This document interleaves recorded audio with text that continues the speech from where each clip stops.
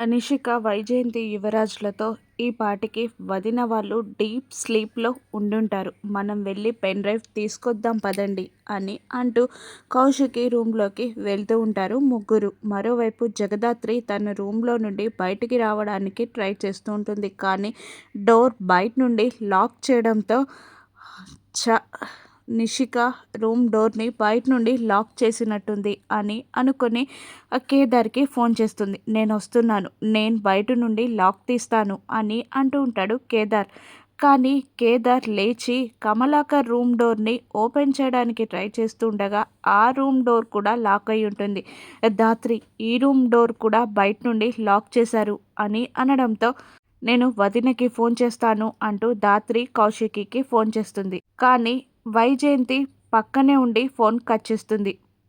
వదినేంటి phone lift చేయట్లేదు అని అనుకుంటూ ఉంటుంది దాత్రి. లోపలికి వెళ్ళి సేఫ్ ఓపెన్ చేసి పెన్ డ్రైవ్ని బయటికి తీస్తుంది వైజయంతి. సంతోషంగా పెన్ డ్రైవ్ని చూస్తూ దొరికిందమ్మా నిషి అని వైజయంతి అంటూ ఉంటుంది.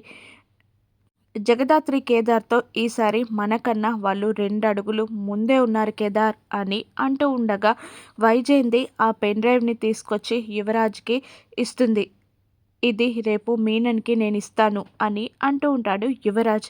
ఇప్పుడేం చేద్దాం దాత్రి అని అంటూ ఉంటాడు కేదార్. దాత్రి ఆలోచిస్తూ ఉంటుంది. యువరాజ్ చేతికి చిక్కిన పెన్ డ్రైవ్ని జగదాత్రి ఏ విధంగా దక్కించుకుంటుందో రాను ఎపిసోడ్స్లో చూద్దాం. Thank you for watching.